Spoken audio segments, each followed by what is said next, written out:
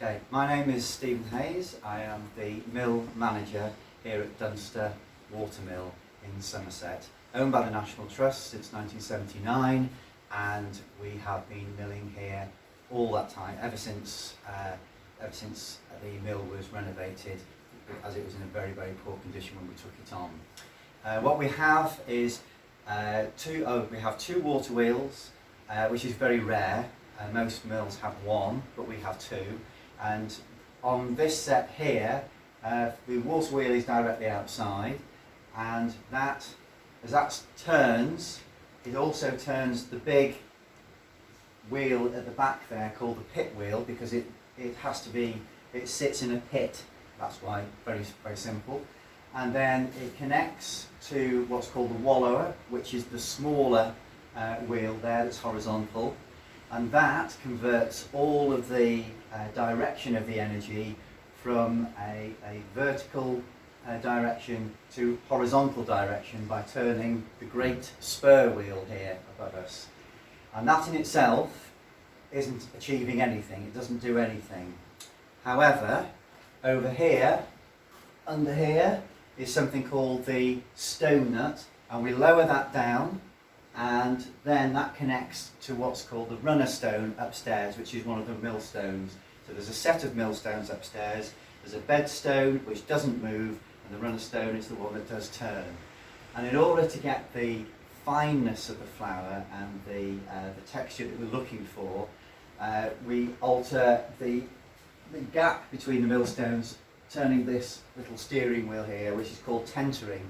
And as we get the wheels going, we will turn the tentering down and get the grain finer and finer as it goes along. And that's how it all works. Okay, my name is Richard. I'm a volunteer here at Dunster Water Mill. Where we are now is called the stone floor.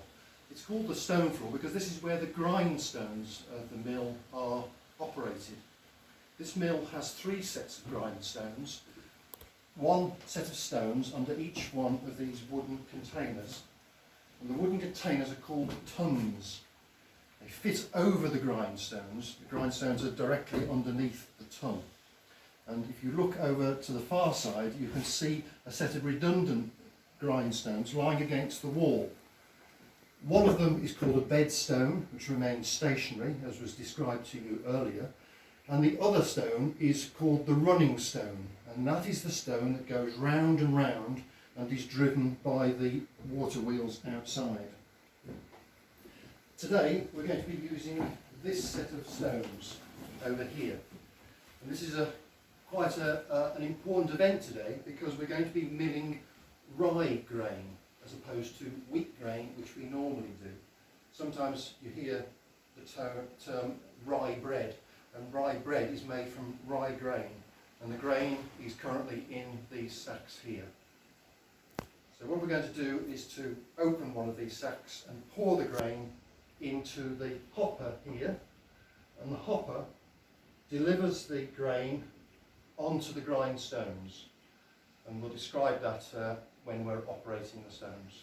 Okay, so the rye is delivered to the mill in these 25 kilogram sacks. And if we open the sack,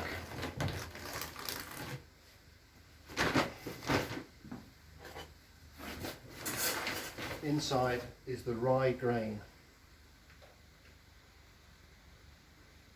So let's tip the rye grain into the hopper. And take a little bit of the weight out of the sack first so it's not so heavy to lift. In the olden days, the sacks of grain were very much larger than this, roughly 4 times the size of these, so they were very strong people, the millers.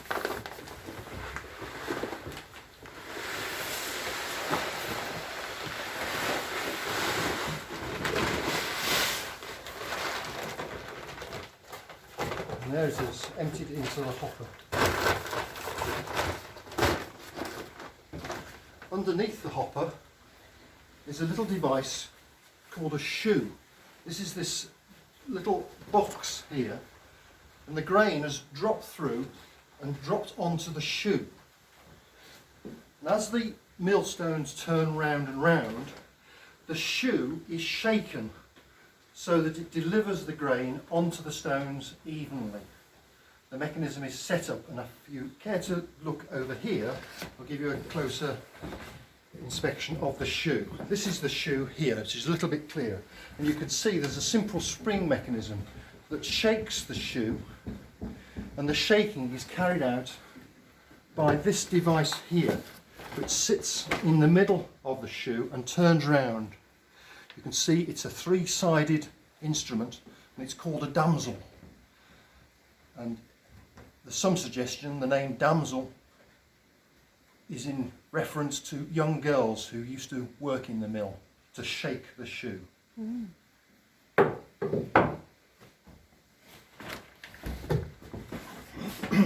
Okay, so we're now just going to make sure that the grain has delivered properly onto the shoe. I'm going to shake it myself so that it's bringing the grain down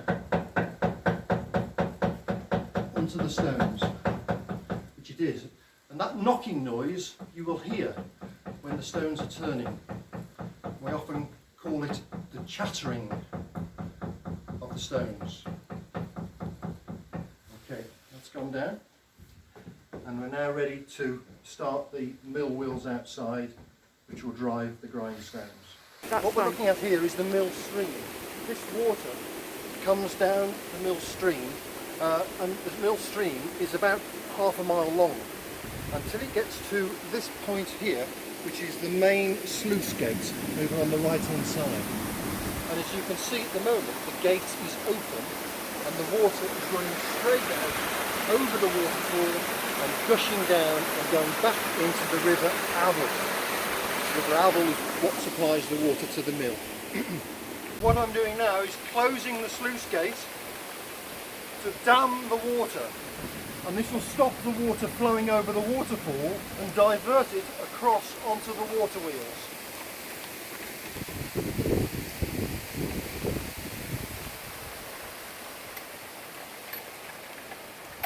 The sluice is now closed, the water is starting to build up, and this takes a few minutes. By a more modern invention, it's a bit like building up steam, except here we're using water. If you were using a steam engine, you'd be building steam to make the engine work. Here we build up the water to make the water wheels work. We're looking down now at an area called the launder. The launder, you can see the water starting to come through, and we need to fill this launder. It's a bit like a reservoir that holds the water back until we're ready to put the water onto the water wheels. And we need this launder to come right up to the top. But this is quite a critical moment because we need to make sure that we open the next sluice gate when the launder is full. If we delay opening it, the launder will flood and water will go everywhere. And once we start this process, we have to continue. There's no turning back now. The steam, the power of the water wheels is continuing to build. And quickly we will go back inside the mill now and start to open the sluice gate. Okay, so if you look across, you will see the launder is almost full. And I have a lever inside here which is going to lift up the sluice gate and allow the water to flood across. Are you ready? Here we go.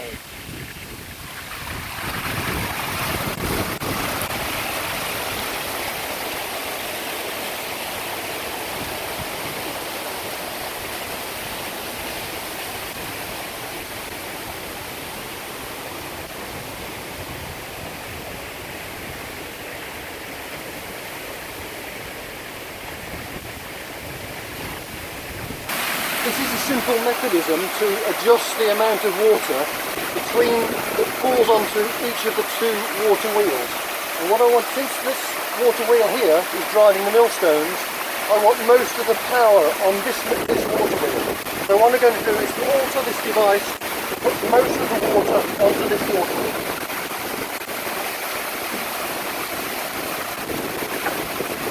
This is lifting this gate.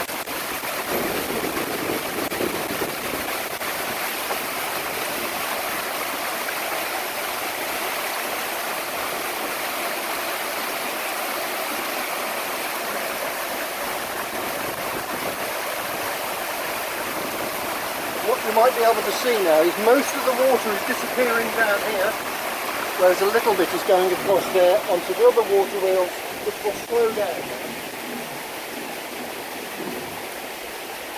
In a few moments we will begin milling, and this will start to turn. I will start to turn the tentering so that it brings the millstones closer together. When the quality is right, we remove the waste sack and replace it with the fresh sack, and that's when we're in production. You can hear the water now at any moment. That's the millstones starting to work.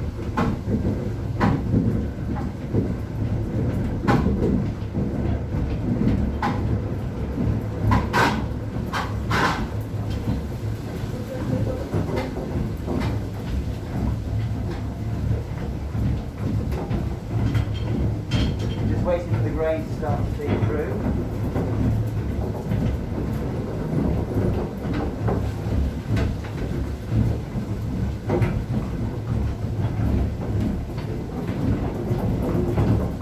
It always takes a few moments for it to start to feed through and to go through the process and to come down here.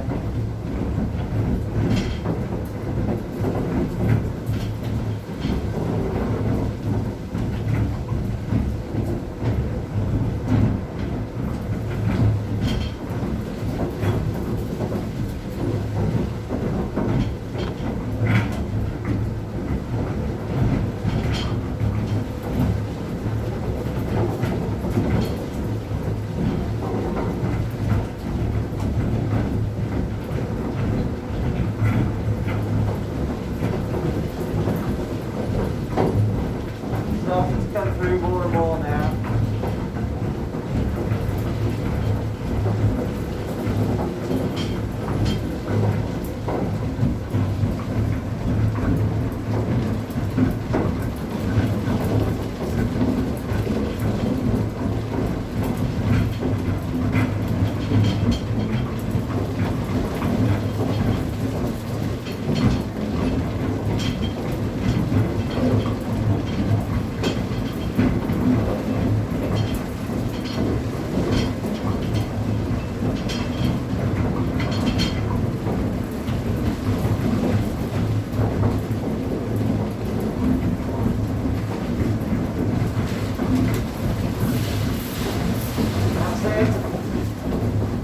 Starting to come through quite a lot now. At this moment in time, it's almost the full drain, so we can start working on this now.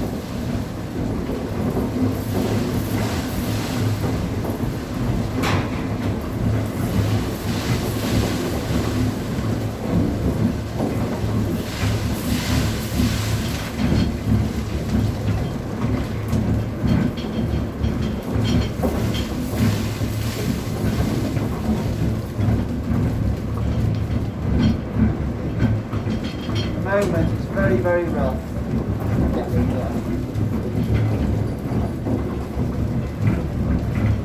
It's very, very rough. It almost looks like it's only just about cracked open there.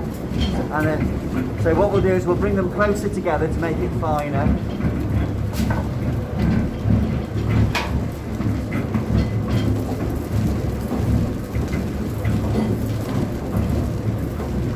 And that will slow these down, so as we're going along it will get slower and slower as we get finer and finer.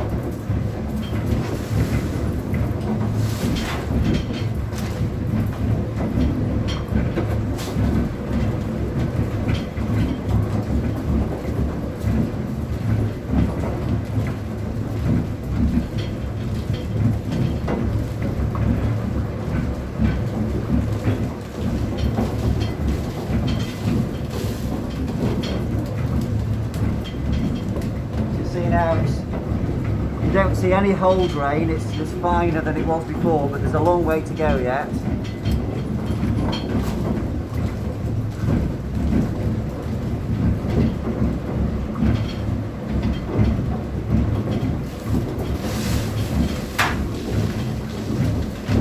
And it's very dusty.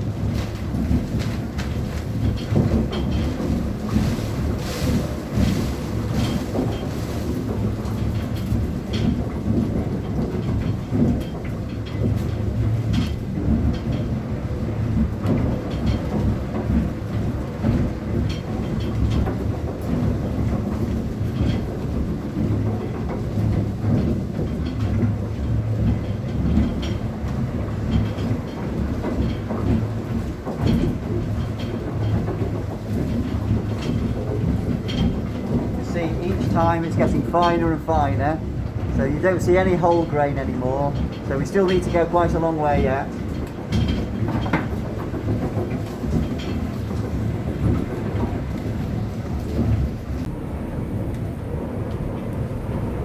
Oh, look at this now.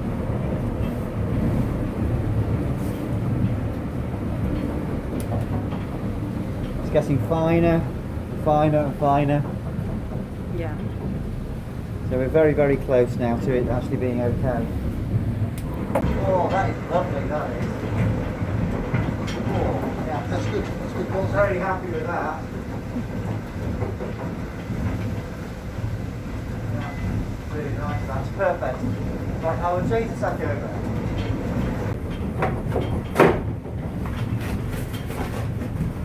This is the waste sack, which we won't use now, we're in production. So we now go into full production.